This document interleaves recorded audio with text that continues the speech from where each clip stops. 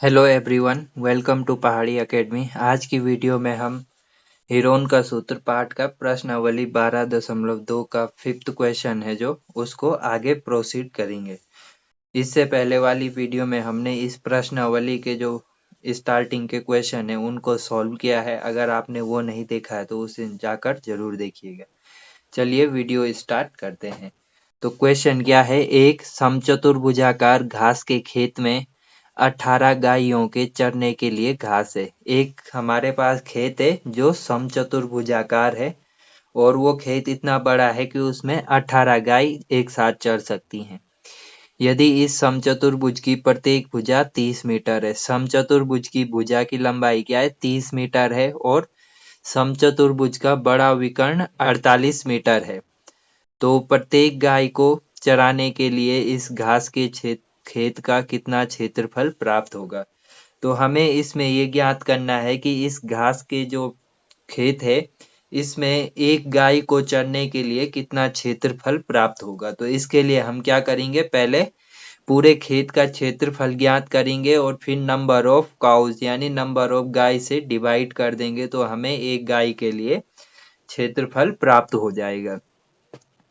तो यहाँ पर ये मैंने खेत का चित्र बना रखा है। जो ये माना हमारे पास ABCD जो चतुर्भुज है, समचतुर्भुज है, ये उस खेत का आकार है और इसकी प्रत्येक भुजा हमें क्या है 30 मीटर दी गई है। 30 मीटर भुजा दी गई है और हमें समचतुर्भुज का जो बड़ा विकर्ण है वो दिया गया है 48 मीटर।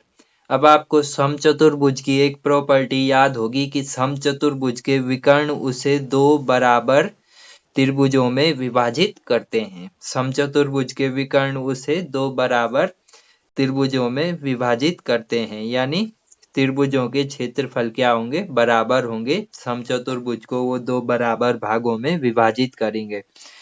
तो हम यहाँ पर क्या करेंगे,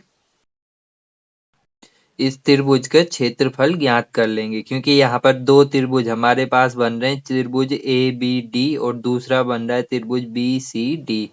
तो हम इनमें से किसी एक त्रिभुज का क्षेत्रफल ज्ञात कर लेंगे और फिर उसे 2 से मल्टीप्लाई कर देंगे तो हमारे पास पूरे खेत का क्षेत्रफल आ जाएगा। तो चलिए सॉल्यूशन स्टार्ट करते हैं। इसमें हम सबसे पहले क्या करेंगे, किसी एक त्रिभुज का क्षेत्रफल ज्ञात कर लेते हैं। तो चलिए ज्ञात करते हैं। त्रिभुज ABD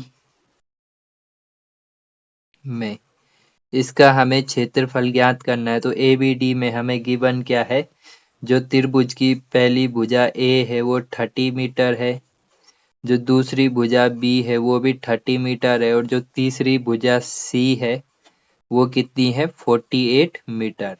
तो हमें इस त्रिभुज का क्षेत्रफल हीरोन के सूत्र से ज्ञात करना है। तो दूसरा हमें क्या चाहिए होगा, S यानी अर्ध परिमाप। तो अर्ध परिमाप हम निकाल लेंगे, 30 + 30 + 48/2। तो ये आ जाएगा हमारा यहाँ पर 108/2। तो S की वैल्यू हमें क्या मिल जाएगी, S = हमें मिल जाएगा 54। तो 54 हमारे पास S आ गया। अब ये सारी वैल्यू जो हमारे पास हैं इनको हम हीरोन के सूत्र में लिख देंगे। तो सबसे पहले हम लिखते हैं हीरोन का सूत्र, त्रिभुज ABD का क्षेत्रफल।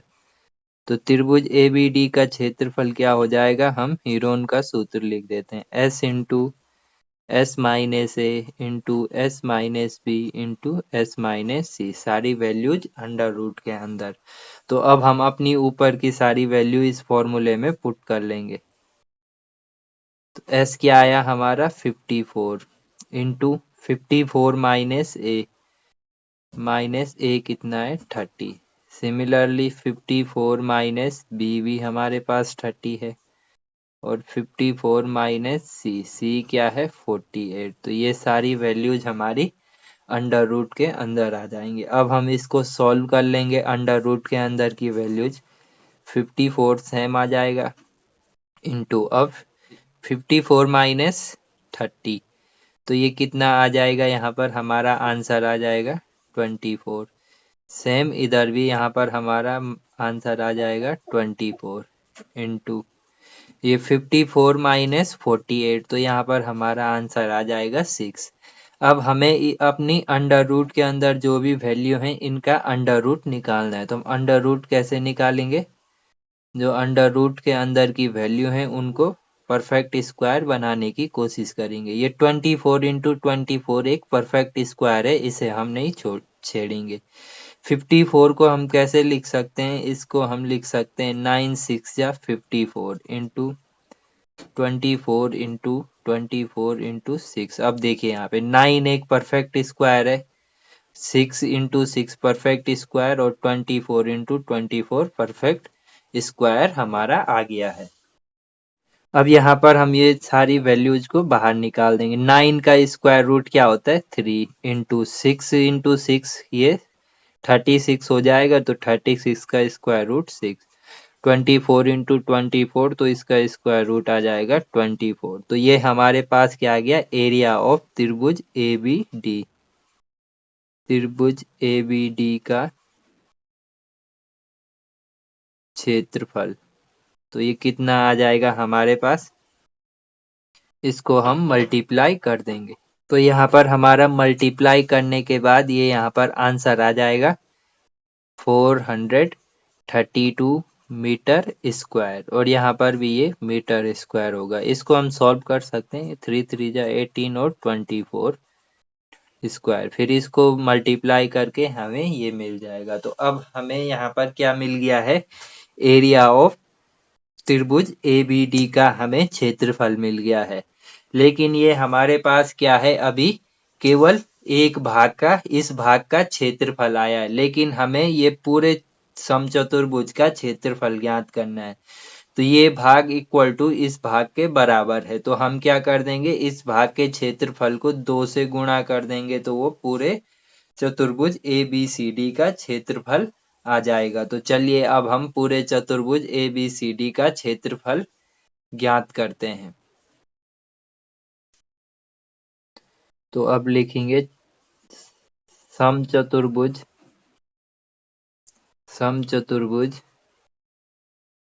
ABCD का क्षेत्रफल बराबर हो जाएगा 2 इंटू त्रिभुज ABD का क्षेत्रफल। तो अब यहाँ पर मान ज्ञात कर लेंगे, 2 इंटू 432 मीटर स्क्वायर। तो कितना आ जाएगा हमारे पास? 2 2 जा 4, 2 3 जा 6 और 2 4 जा 8 मीटर स्क्वायर। तो ये हमारे पास समचतुर्भुज ABCD का क्षेत्रफल आ गया।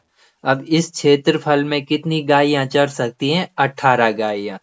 तो इसलिए प्रत्येक गाय को चरने के लिए इस घास के खेत का कितना क्षेत्रफल प्राप्त होगा वो ज्ञात करते हैं हम। तो इसलिए 18 गायें तो इतने क्षेत्रफल में चल सकती हैं। तो एक गाय को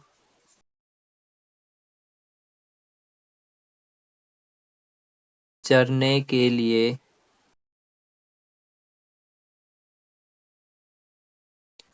प्राप्त क्षेत्रफल इक्वल टू कितना हो जाएगा? टोटल हमारा जो एरिया आया है, क्षेत्रफल आया, अपॉन टोटल एरिया में कितनी गायें चर सकती हैं? 18। अब हम इसको सिंपल डिवाइड कर देंगे। तो ये आ जाएगा पहले 18 4 जा 72, और यहाँ से हमारा 14 आ जाएगा, और फिर आ जाएगा 18 8 जा 144 मीटर स्क्वायर। तो एक गाय हमारे कितने क्षेत्रफल में चर सकती है? वो है 48 मीटर स्क्वायर। अगर आपको वीडियो अच्छी लगी है तो इसे अपने दोस्तों के साथ शेयर कीजिए, वीडियो को लाइक कीजिए। अगर कोई क्वेश्चन है तो आप कमेंट में पूछिए, और हमारे चैनल को सब्सक्राइब कीजिए।